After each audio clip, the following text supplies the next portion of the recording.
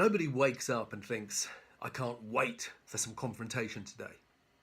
Unfortunately though, when you employ people or you work with people or just live in a world with other people, there will be times when there has to be what I call confronting conversations.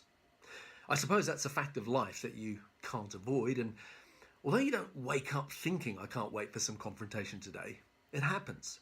So how do we best deal with it when it does? Assuming that the confronting conversation involves two people, you will either be the person initiating the conversation or the person that the conversation is directed at. It's called confronting because it's going to be awkward, uncomfortable, challenging, maybe critical, blunt, direct, and hopefully also honest and with good intentions. But either way, it's going to be confronting. There's a great movie, I'm sure a lot of you have seen it, called A Few Good Men, starring Jack Nicholson. There's a famous line where he says, "You can't handle the truth." And in some cases, he's right. The truth can hurt. The truth can be very confronting and difficult to handle. No one likes being criticised. It's not a great feeling when someone criticises you, your actions or your behaviours, or wants to talk about things that you would rather ignore. But sometimes it's inevitable and it needs to be done. It's difficult to make generalisations because every situation has lots of things to consider. But if you're the person initiating the confronting conversation, for example, if you were the boss having to reprimand someone, it's important to be honest, but you don't have to be vindictive or a bully in the process. Just deal with the facts, try and keep the emotion out of it, and finish with what the changes are that you want to see going forward. On the other hand, if you're the person receiving the feedback, try not to be overly defensive or to lay blame elsewhere or to spend all your time justifying why.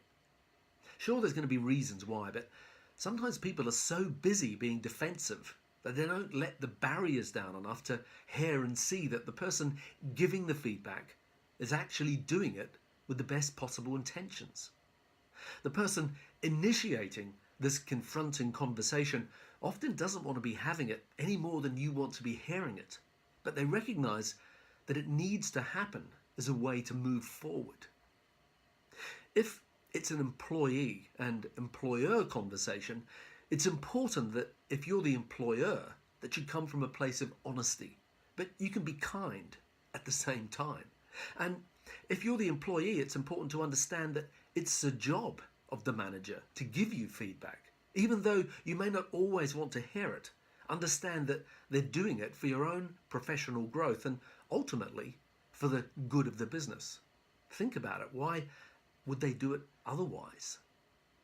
So thank you for watching, and if this has been helpful and you would like to find out more, can I recommend that if you haven't already got them, that Grow 2 Management and Grow 3 Team would be beneficial. You can get them both at growmysalonbusiness.com.